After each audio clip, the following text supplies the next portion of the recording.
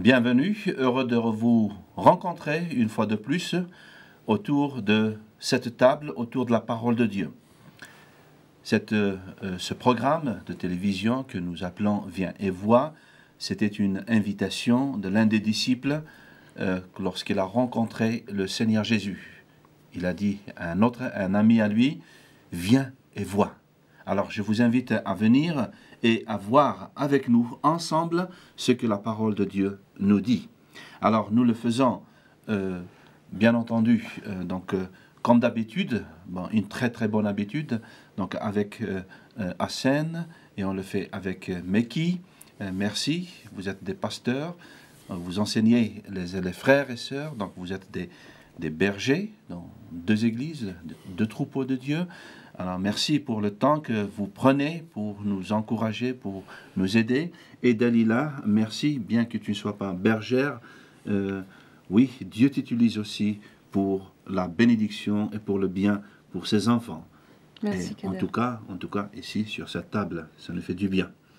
Donc, voilà, nous allons demander à Dieu de nous bénir.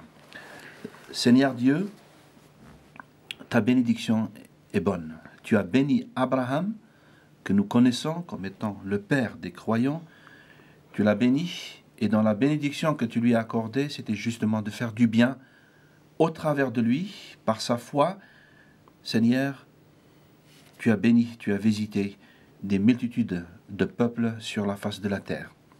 Et aujourd'hui, nous disons, Seigneur, que ta bénédiction repose sur nous, afin que nous soyons aussi une bénédiction pour les autres, à savoir vivre en paix avec toi, à savoir te découvrir.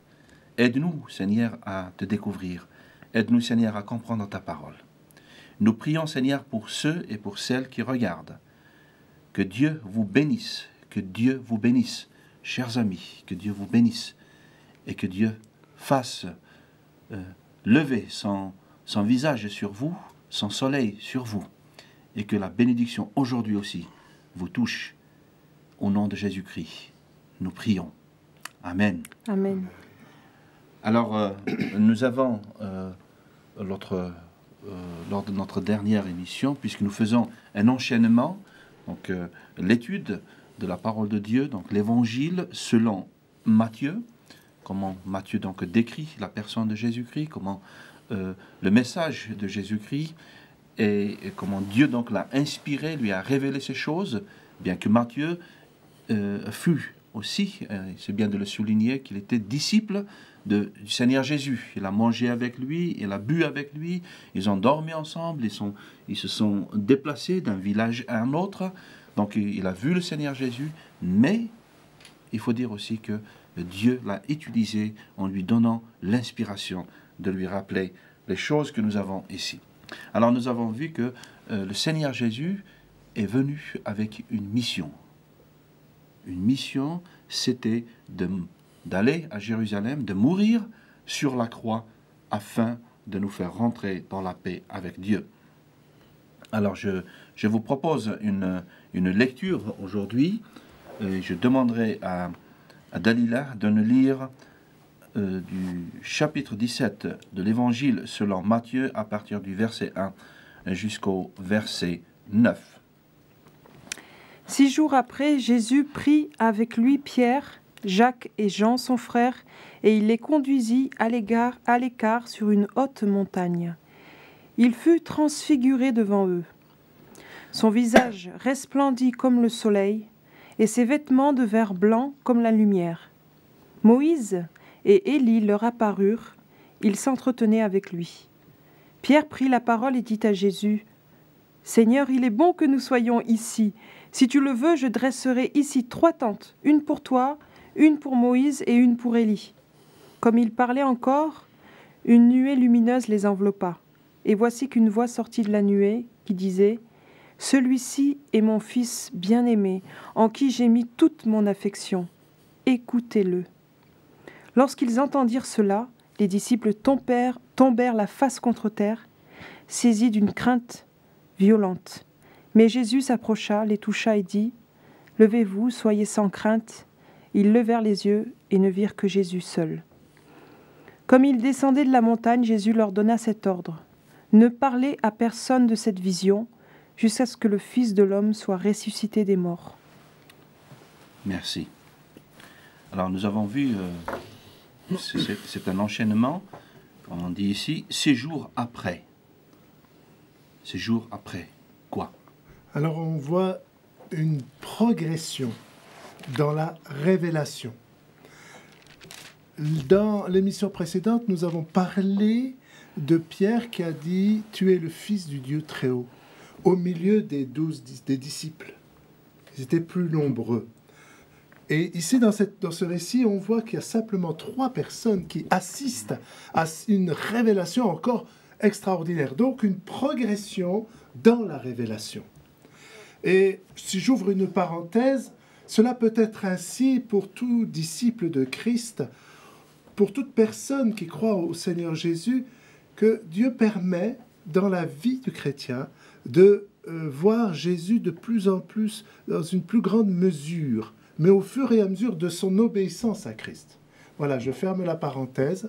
Et là, je trouve dans ce texte quelque chose d'extraordinaire, une révélation progressive. C'est juste. Oui. Alors, si on compare cette partie avec l'autre, bon, on ne va pas revenir sur le contenu de l'autre, mais il y a quelques éléments qui sont nouveaux, des éléments qui sont nouveaux et des éléments qui sont anciens, des expressions que nous avons déjà entendues, des interventions de Dieu lui-même, que nous avons entendues lors du baptême du Seigneur, voilà, pendant donc, le baptême du Seigneur Jésus. Alors en effet, c'est de nouveau la réactualisation de cette expression « écoutez-le ». Écoutez-le. Qui est-ce qui parle? Qui le dit? Écoutez-le. Dieu le Père. Dieu le Père, des cieux. Voilà, des cieux, écoutez-le. Et c'est une citation que l'on retrouve dans le livre du Deutéronome au chapitre 18, verset 15, où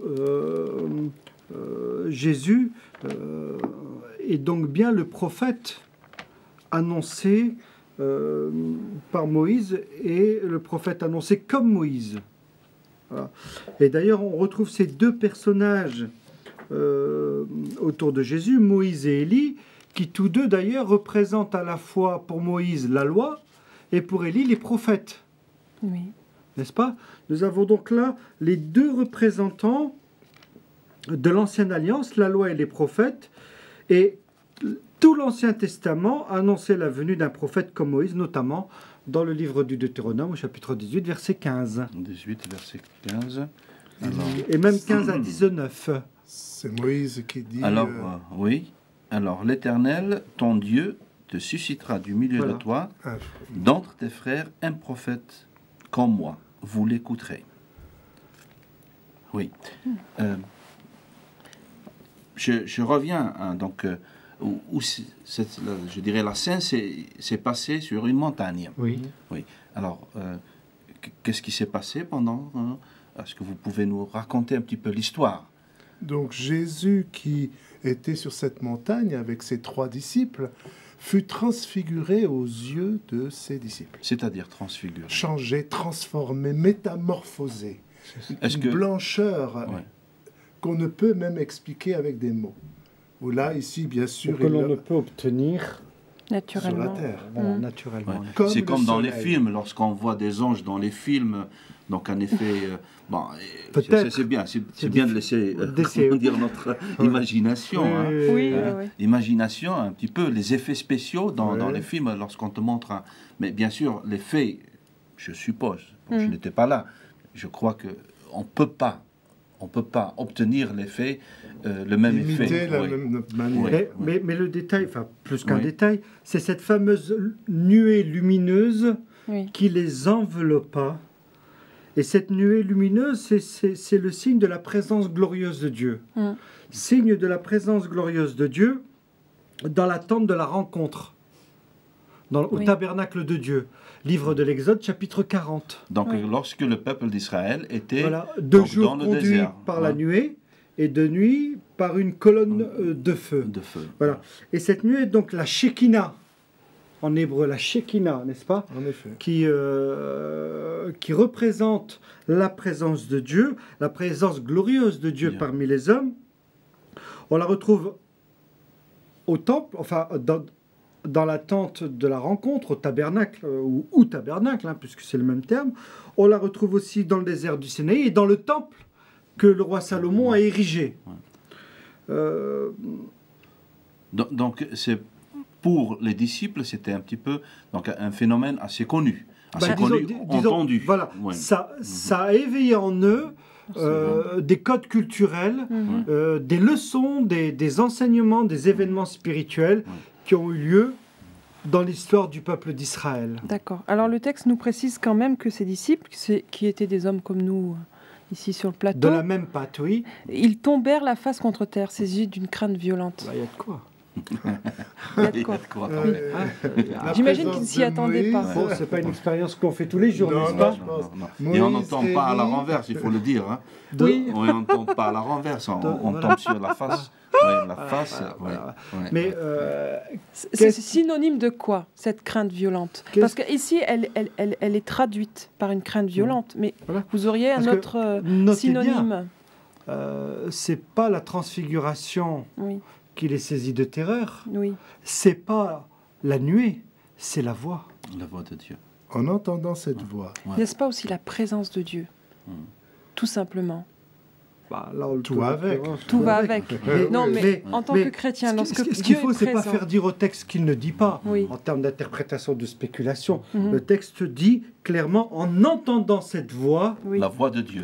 la voix de Dieu, les disciples tombèrent. furent remplis de terreur Mhm. et tombèrent le visage contre terre. alors, pour Oui, mais vous au- rappeler un événement dans l'Ancien Testament, ou disons une citation d'un verset qui dit « Nul ne peut voir Dieu et vivre ». Oui, voilà. Oui, Et entendre la voix de cette façon peut justement susciter dans le cœur de ses disciples de la crainte, mais une crainte respectueuse oui. et aussi terrible. Et c'est aussi une attitude normale de se prosterner. Et là, il est dit vraiment qu'ils étaient, ils tombèrent le visage contre terre. Terrassé, complètement. Mais- ouais. et ce qu'il ne faut pas non plus minimiser dans cet événement, c'est qu'à la fois vous avez Moïse et Élie, Élie.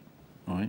témoins de l'Ancien Testament, représentants suprêmes de l'Ancien Testament. Moïse pour l'Ancienne Alliance, la loi. La loi de Dieu, oui. Élie pour les prophètes qui annoncent. Vous avez autour de Jésus les représentants de la Nouvelle Alliance, Pierre, Jean et Pierre Jacques. et Jean et Jacques. Ouais. Mhm. Qui vont être, entre guillemets, les gardiens du temple, n'est-ce pas, qui vont s'assurer que Les apôtres. le corpus doctrinal de la Nouvelle Alliance soit bien dans la règle que le Seigneur a fixée. Vous avez donc ces témoins des deux alliances. Vous avez l'attestation, l'approbation de Dieu le Père sur la personne de Jésus. Mais J'aimerais que de monde. excuse-moi, Ouais. ça réchauffe un petit peu. Hein. Ce qui me frappe là aussi, hein, normalement c'est à vous de me faire le commentaire, mais ce qui me frappe ici, Oui. c'est la présence des témoins. Pas d'un seul témoin, pas de deux, pas de trois. Plusieurs, c'est ça. Donc quand Dieu parle, il a parlé des cieux, donc c'est la deuxième fois qu'il a parlé, Oui. et il a parlé en présence des témoins. Oui. Hein? Bon, parce qu'on entend il y a bien des prophètes qui vont dire, bon, moi j'ai reçu, Oui. hein, Ouais. j'ai reçu. Bon, s'il n'y a pas de témoins pour confirmer cela, eh bien, c'est une... on ne peut pas dire que c'est vraiment une révélation, quoi. Mais là, la Bible nous dit la présence D'accord. de trois hommes, Pierre, Jacques et Jean. Je m'excuse. Ah, c'est pas grave.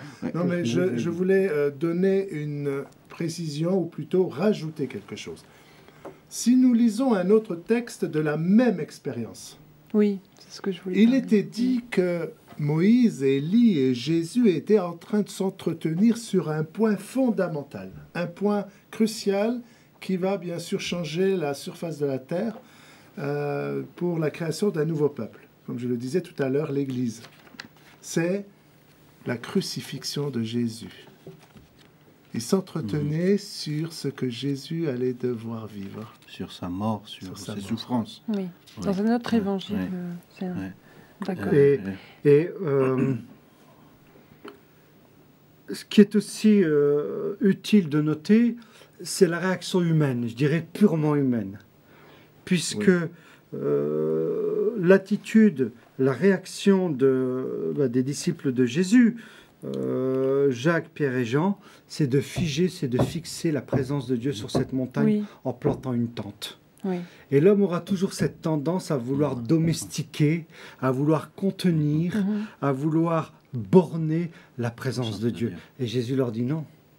La présence de Dieu, c'est une dynamique. La présence de Dieu, elle va où elle veut, quand elle veut. Elle se meut partout sur la surface de la terre et elle souffle où elle veut.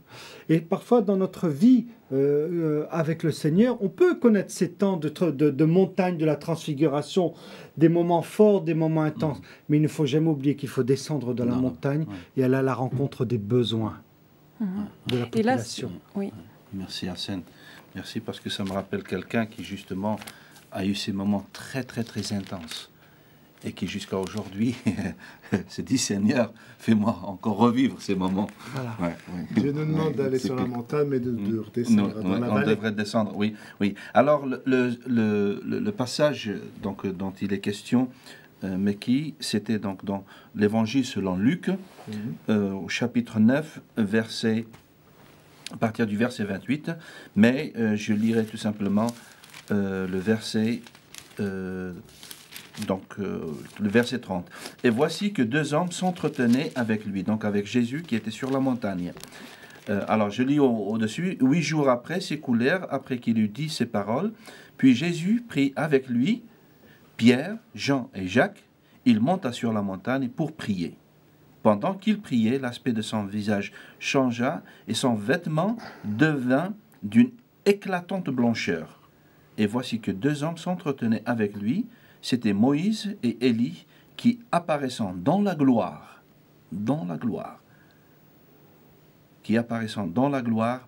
alors il faut que je retrouve le dans la gloire, parlaient de son départ qui allait s'accomplir à Jérusalem.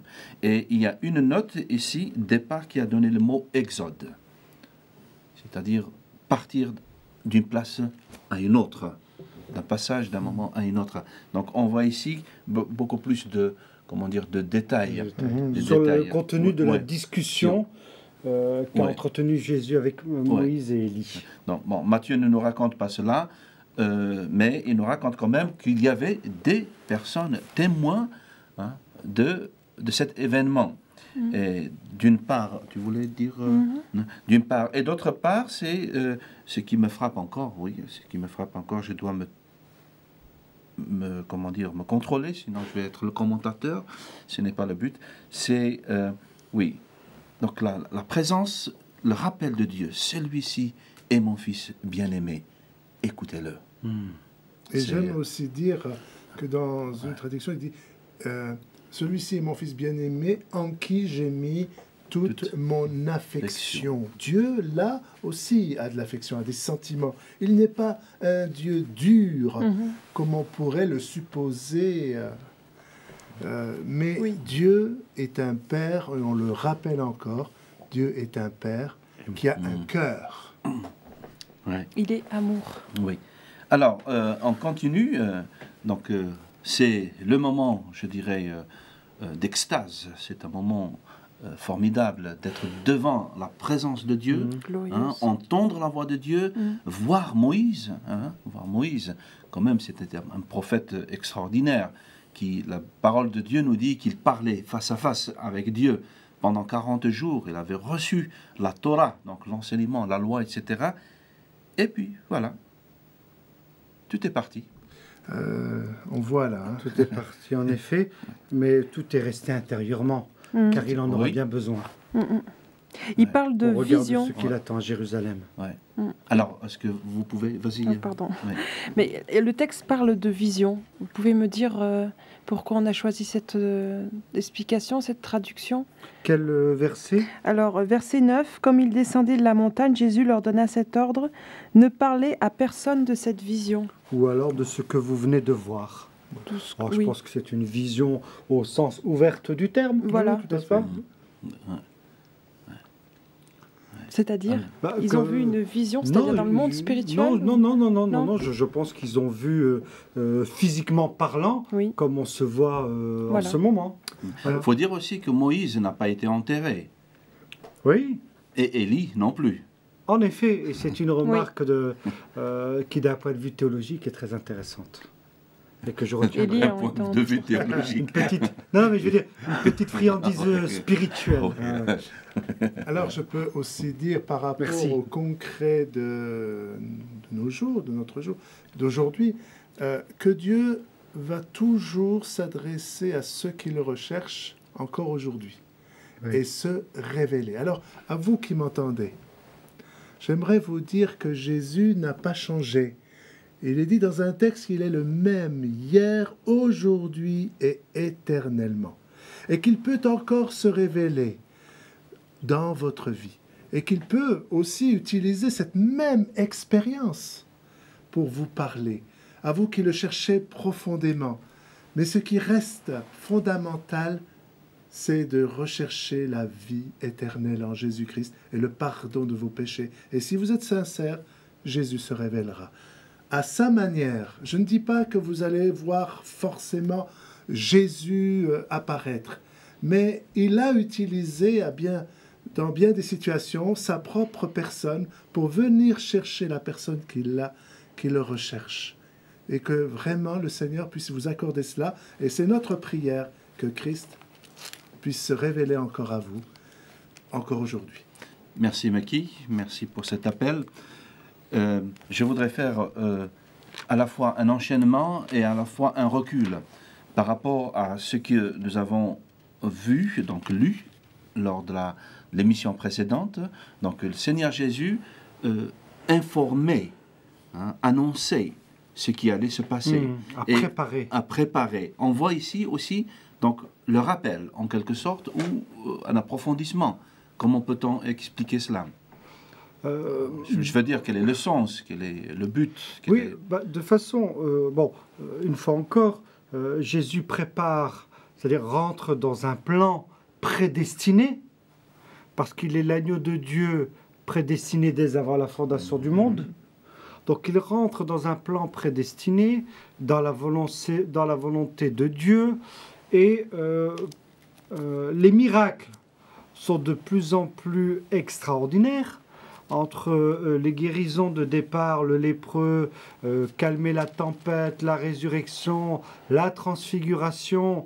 Donc les choses vont aller en montant en puissance, mais plus les choses iront en crescendo, eh bien plus l'opposition se fera de plus en plus brutale.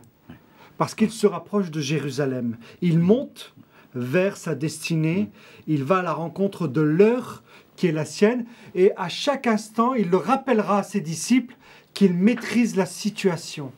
Et plusieurs fois, on a voulu attenter à sa vie, le supprimer, et il dira « Mon heure n'est pas venue parce que c'est moi qui la décide. » Moi, je veux juste, pour finir sur ce verset, et sur le fait que Meki a appelé ceux qui nous écoutent à poser la question à Jésus lui-même « Es-tu réellement le Fils de Dieu ?» Jésus, dans le livre de la Révélation, chapitre 3, verset 20, il est écrit « Voici, je me tiens à la porte et je frappe. Si quelqu'un entend ma voix et ouvre la porte, j'entrerai chez lui, je souperai avec lui et lui avec moi. » Je vous invite vraiment à faire cette expérience personnelle et à poser des questions directement à Jésus-Christ. Es-tu le Fils de Dieu ?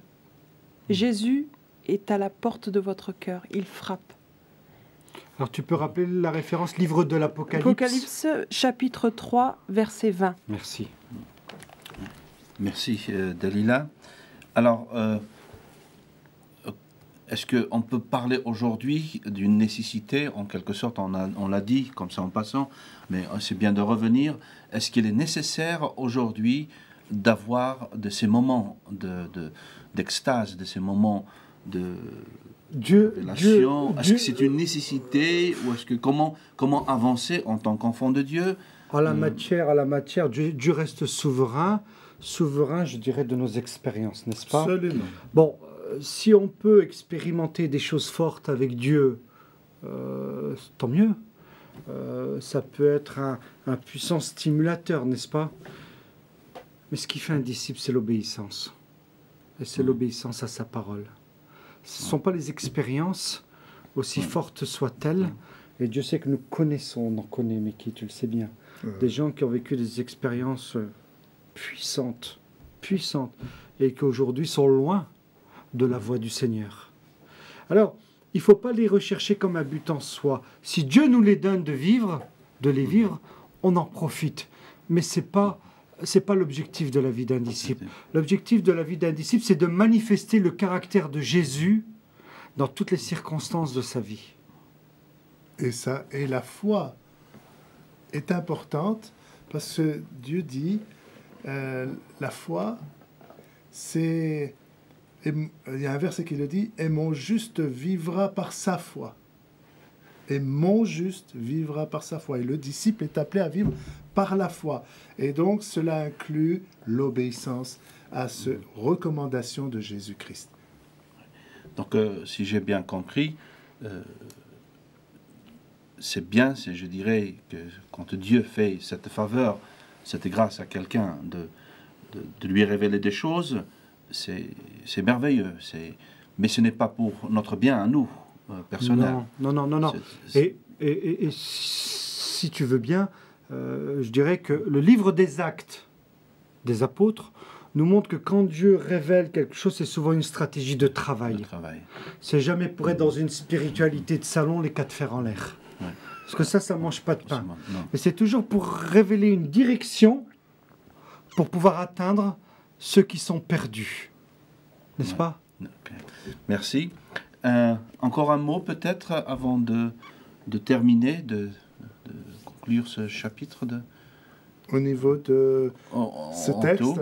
Oui. Je ne sais pas très vite. Alors, ce que l'on peut dire, c'est que Jésus est toujours à cette porte, comme cela a été dit par notre sœur Dalila. Bien. Jésus est à la porte. Merci. Merci.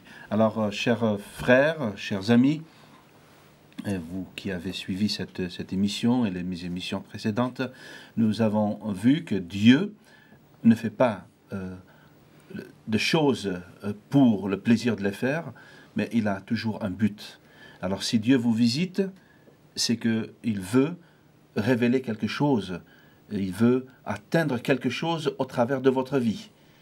Et si Dieu ne l'a pas encore fait, eh bien la foi en Jésus-Christ est la base.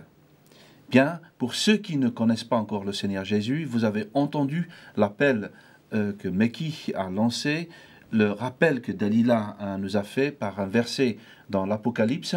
Eh bien, moi je vous dis, cherchez Dieu, demandez à Dieu, et Dieu se révélera. Merci pour votre attention, merci pour votre oreille, merci pour votre œil, merci pour toute votre présence parmi nous, et bien que Dieu vous bénisse, et nous nous reverrons par la grâce de Dieu. Au revoir.